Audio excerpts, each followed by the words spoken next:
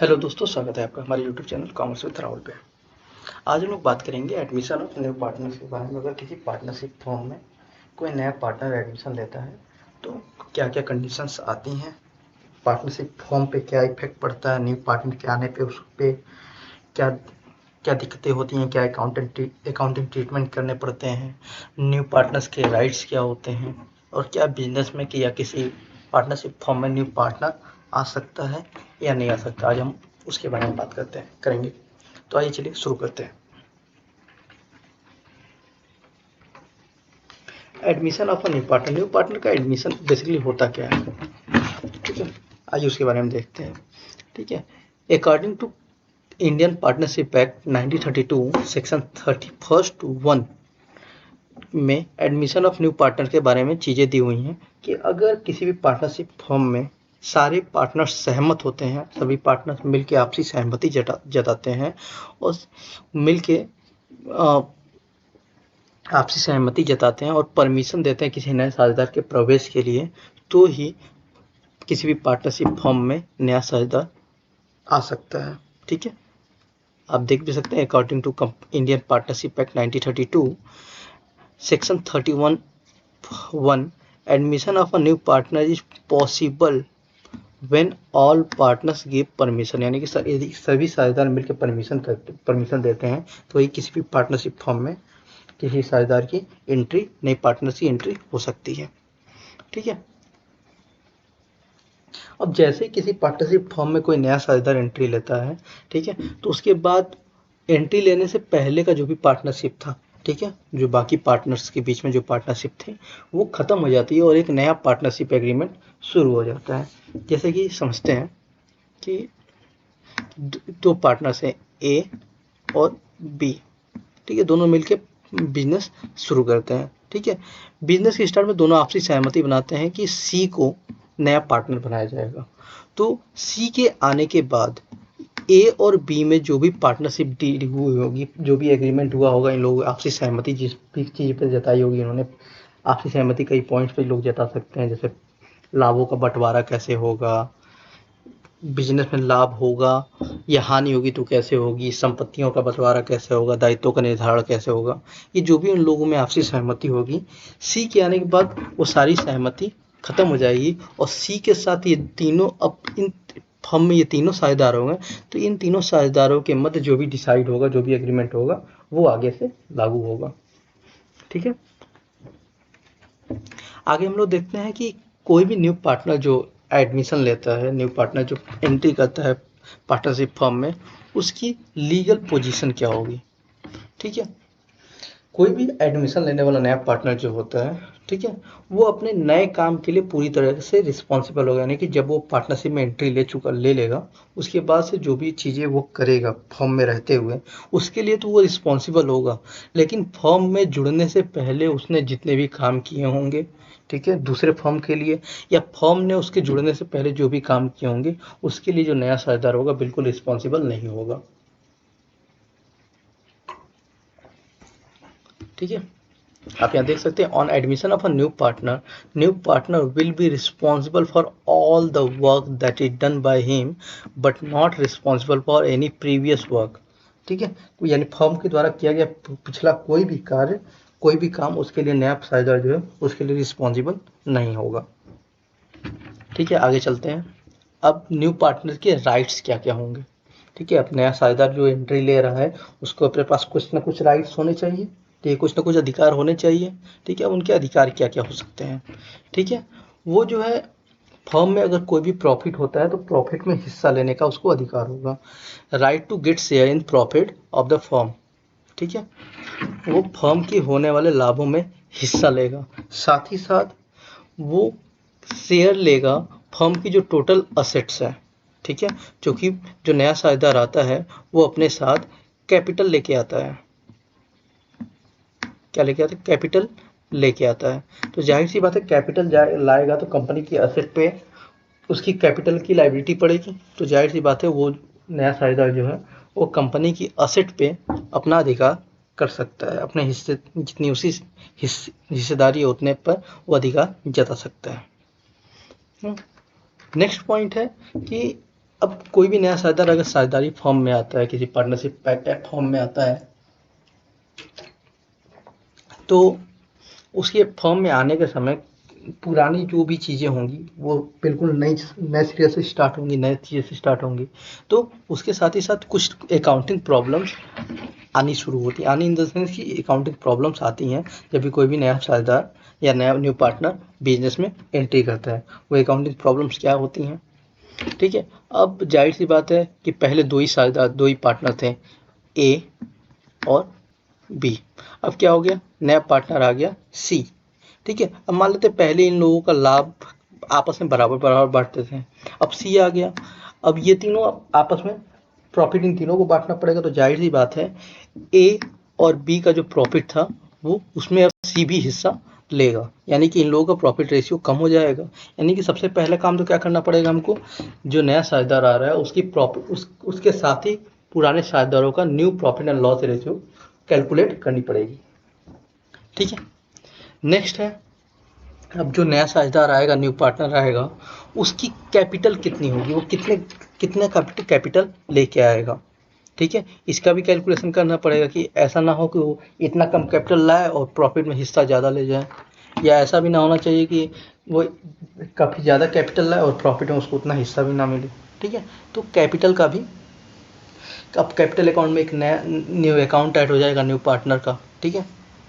आगे, अब जब न्यू पार्टनर किसी भी फॉर्म में एडमिशन लेगा तो जाहिर सी बात है कि फॉर्म जो है शुरू की ए बी ने, ठीक है, फॉर्म जो है शुरू की मान लेते हैं ए बी ने, पुराने एग्जाम्पल पे चलते हैं, ठीक है। सी जो है न्यू पार्टनर के रूप में एंट्री ले रहा है, ठीक है। अब ए बी ने मान लेते हैं 5 ईयर तक, ठीक है, 5 ईयर तक बिजनेस किया। अब इन्होंने क्या किया, बिजनेस किया होगा तो जाहिर सी बात है 5 साल तक अगर कोई बिजनेस रन कर रहा है तो उसकी कुछ ना कुछ गुडविल क्रिएट हो गई होगी, ठीक है। अब सी जो है कम रिस्क पे ही वो क्या करता है, बिजनेस में आता है और सीधे सीधे उनके प्रॉफिट में हिस्सा लेना शुरू कर देता है। तो जाहिर सी बात है कि जो पुराने पार्टनर्स, ओल्ड पार्टनर्स हैं, वो इसके लिए तैयार नहीं होंगे।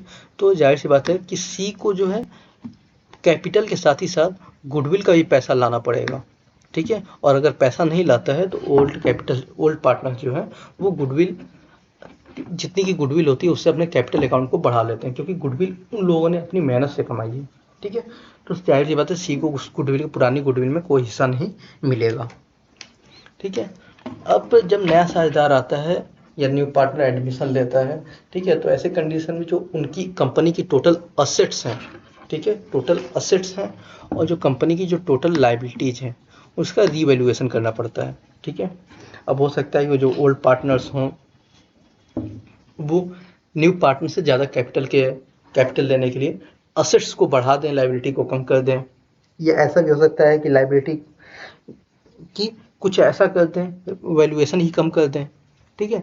या जो न्यू पार्टनर है वो कहे भाई नहीं कि इसी वैल्यूएशन कम करिए, आपने ज़्यादा क्यों हुई है। तो इसके लिए वो एक वैधानिक तरीका अपनाते हैं, लीगल प्रोसीजर अपनाते हैं, वो एसेट्स और लाइबिलिटीज का रीवैल्यूएशन करते हैं, ठीक है, जिससे उनकी एक्चुअल वैल्यू निकल के आती है, ठीक है। और उस हिसाब से न्यू पार्टनर अपना कैपिटल लेके आता है, ठीक है। या जो भी अगर उससे प्रॉफिट हो रहा है तो पुराने ओल्ड पार्टनर्स उस प्रॉफिट को आपस में बांट लेंगे।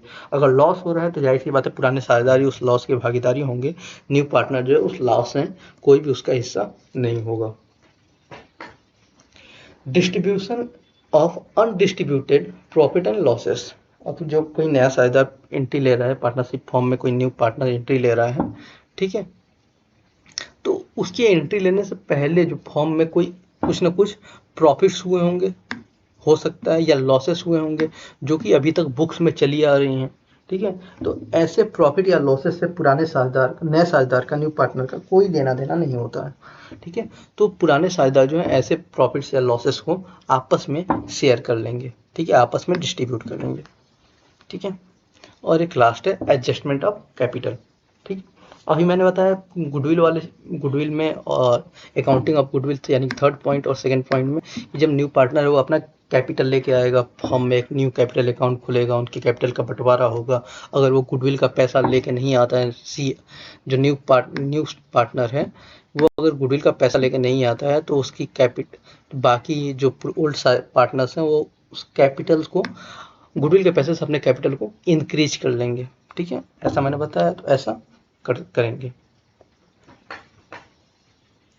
अब जब कोई फर्म में नया पार्टनर एंट्री लेता है, ठीक है, तो मैंने बताया कि फर्म में new profit and loss ratio calculate करनी पड़ती है। ऐसा इसलिए क्योंकि जो पुराने साझेदार होते हैं वो प्रॉफिट आपस में शेयर कर रहे होते हैं, लेकिन उसमें नया साझेदार आ जाता है, तो जाहिर सी बात है पुराने साझेदारों का प्रॉफिट रेशियो जो है वो कम हो जाएगा। ठीक है, और लॉस की भी लाइबिलिटी कम हो जाएगी। ठीक है, तो उसको हमको कैलकुलेट करना पड़ता है। ठीक है, अब पहले new profit and loss ratio क्या है? न्यू प्रॉफिट लॉस रेशियो ऐसा रेशियो है, that ratio in which all partners of a firm including new partner distributed their profit and also losses and loss। ठीक है, ये न्यू प्रॉफिट लॉस रेशियो वो होता है जिसमें आने वाले समय में जो भी प्रॉफिट या लॉस होगा उसको पुराने साझेदार और नए साझेदार मिलके आपस में डिस्ट्रीब्यूट करेंगे, चाहे वो प्रॉफिट हो या लॉस हो। अब new profit and loss ratio निकालने का सिंपल सा तरीका है कि जो भी न्यू ओल्ड पार्टनर्स का जो रेशियो होगा उसमें से हम वो जितना त्याग कर रहे हैं सेक्रीफाइस रेशियो, उसको अगर माइनस करते हैं तो हमारा क्या आ जाता है? New profit and loss ratio. मतलब ओल्ड रेशियो में से अगर हम सेक्रीफाइसिंग रेशियो वो रेशियो होता है। ठीक है, आगे बताएंगे, बात करेंगे उसके बारे में। ठीक है, इतना समझिए बस। New profit and loss ratio निकालने के लिए सिंपल सा फॉर्मूला है, old ratio minus sacrificing ratio equal to new profit and loss ratio. Sacrificing ratio होता क्या है बेसिकली? सेक्रीफाइसिंग रेशियो जब कोई भी नया साझेदार एंट्री करता है, मान लेते हैं फॉर्म में दो साझेदार हैं ए और बी। ठीक है, मान लेते हैं फॉर्म में इन्होंने बराबर बराबर बांटे, प्रॉफिट्स को डिवाइड करने की बात कही। ठीक है, मान लेते हैं फॉर्म में 100 रुपये का प्रॉफिट हुआ, तो जाहिर सी बात है ए के हिस्से में कितना जाएगा? 50, और साथ साथ बी के हिस्से में भी कितना आएगा? 50। अब फॉर्म में एक नया पार्टनर आ जाता है सी। अब फिर से ये आपस में डिसाइड करते हैं कि नहीं भैया प्रॉफिट का बंटवारा जो अब भी क्या होगा? बराबर बराबर होगा। लेकिन अब चूंकि बराबर, पहले तो ये दोनों 1/2 ले लेते थे, अब चूंकि सी भी आ गया तो प्रॉफिट का जो रेशियो आ गया वो कितना हो गया? 1/3। मतलब एक प्रॉफिट में 3 लोगों को लेना पड़ेगा। ठीक है, तो जाहिर सी बात है अब प्रॉफिट्स मान लेते फिर से 100 रुपये का अगर प्रॉफिट हुआ हो तो प्रत्येक साझेदार को 33.33 या 33 रुपये मिलेंगे।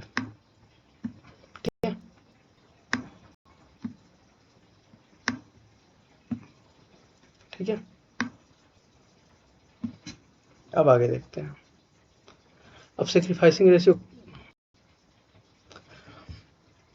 Is the ratio in which old partners sacrifice their profits for new partner. ठीक है, समझ में आ गई बात? अब इन्होंने देखिए जरा, पहले इनको प्रॉफिट कितना मिल रहा था? 50 रुपये, अब मिल रहा है कितना? 33 रुपये। यानी कि इन्होंने करीब करीब 17 रुपये सेक्रीफाइस किए। यही इनका सेक्रीफाइसिंग रेशियो होता है। सेक्रीफाइसिंग रेशियो निकालने का भी सिंपल सा तरीका है। ठीक है, सेक्रीफाइसिंग रेशियो निकालने का सिंपल सा तरीका है। सेक्रीफाइसिंग रेशियो निकालने के लिए ओल्ड रेशियो में से, ठीक है, रेशियो माइनस करते हैं तो सेक्रीफाइसिंग रेशियो आ जाता है। ठीक है, और दूसरी बात, हमको सेक्रीफाइसिंग रेशियो कैलकुलेट करने की जरूरत क्यों पड़ती है? तो गुडविल के डिस्ट्रीब्यूशन के लिए, ठीक है, सेक्रीफाइसिंग रेशियो कैलकुलेट करने की जरूरत पड़ती है। जो ओल्ड पार्टनर्स होंगे उन्हीं पार्टनर द्वारा लाए गए गुडविल के पैसे को अपने हिस्से में अपने साथ सेक्रीफाइसिंग रेशियो में डिस्ट्रीब्यूट करते हैं। ठीक है, we calculate sacrificing ratio for distribution of goodwill among old partners. ठीक है, उम्मीद करते हैं ये वीडियो आप लोगों के लिए हेल्पफुल होगी बोर्ड एग्जाम्स में। ठीक है, कोई भी क्वेश्चन हो तो कमेंट सेक्शन में ज़रूर डालें। Thank you.